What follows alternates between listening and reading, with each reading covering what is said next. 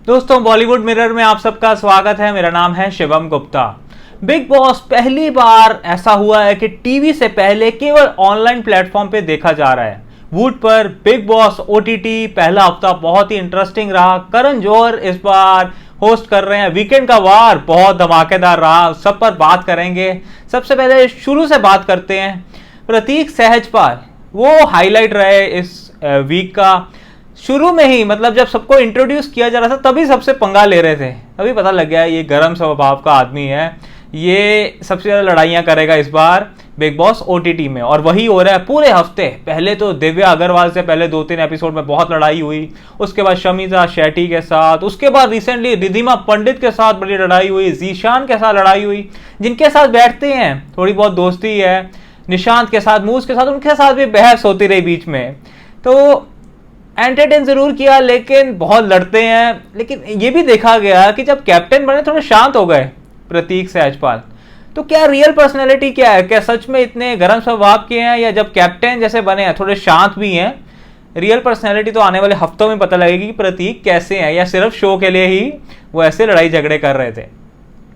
इसके अलावा हम बात कर रहे हैं दूसरे कंटेस्टेंट की, दिव्या अग्रवाल। उनकी प्रतीक से तो लड़ाई हुई, उसके बाद रिसेंटली उनकी शमिता शेट्टी से नोकझोंक चल रही है लगातार पिछले कुछ एपिसोड्स में। तो वो भी दर्शकों का मनोरंजन तो हो ही रहा, लड़ाई से ही मनोरंजन होता है बिग बॉस में। और अगर हम बात कर लें तो कनेक्शंस इस बार बहुत ज़रूरी हैं। हर एक का कनेक्शन बना हुआ है। शुरू में दिव्या अग्रवाल का कोई कनेक्शन नहीं था, लेकिन बीच में ही जीशान और उर्फी, उनका कनेक्शन टूट गया। जिशान ने कहा कि बहुत हो गया यार, मैं खुद जाता हूं उर्फी के पास, ये कभी नहीं आती मुझसे बात करने, मुझे नहीं लग रहा कि हमारा कनेक्शन जम पाएगा।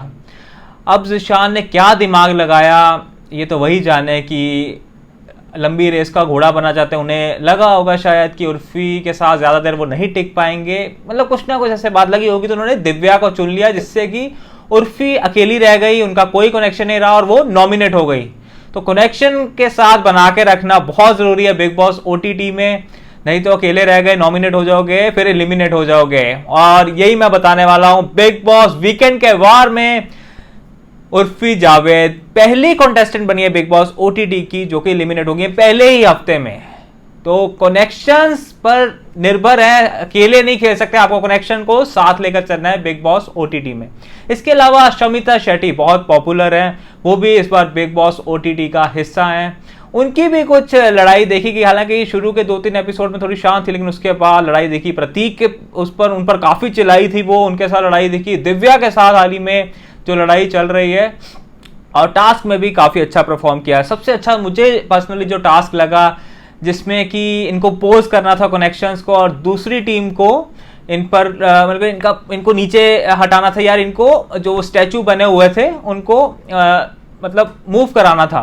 तो उसमें कभी मिर्ची गिर रहे हैं, किसी पे पानी गिर रहा है, कोई ऊपर से गिर रहा है। प्रतीक तो उसमें बहुत चिढ़ गए थे, मतलब कि पानी के ऊपर से गिर रहे हो, क्या कर रहे हो। फिर इसमें बहुत सारे तरीके अपनाए सबने।